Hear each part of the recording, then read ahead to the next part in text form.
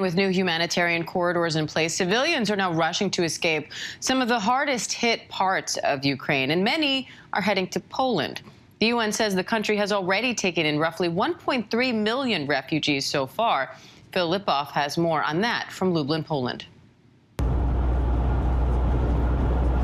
They are still coming, women and children, crossing the border into Poland every day. The faces of the vulnerable children continue to tell the devastating story.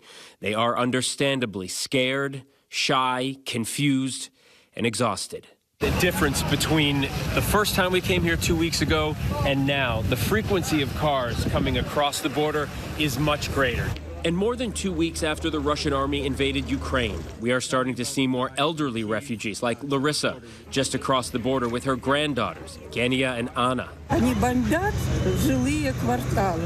She tells us they stayed as long as they could, but once the house across the street blew up, they had no choice but to leave. They took only what they could carry. Larissa says she never thought this would happen. A 5-minute drive from the border, and we get to one of those reception centers set up by the government. Outside, big tents with supplies, toiletries to diapers, warm clothes, even strollers.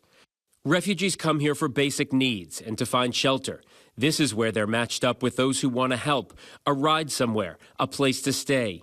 But now, concern of exploitation, even human trafficking. Under this red tent, a record now of those who are matched and where they're going. We see an aid group from Germany, these supplies heading to Ukrainian soldiers. A bus from Denmark, ready to take refugees to Warsaw. Volunteers from all over Eastern Europe are here to help.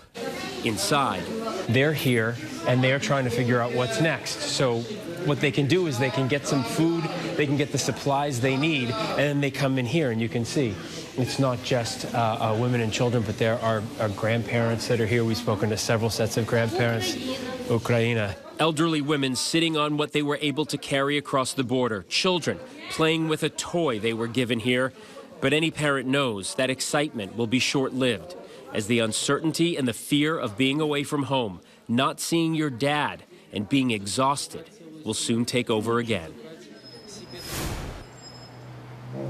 So that woman in the story there who looked at me and said Ukraine, we spoke to her for a little bit, and her story is basically very similar to a lot of stories we're seeing of people crossing the border now. She said, I'm disabled, and I was forced to bring my grandchildren to a new country, Diane.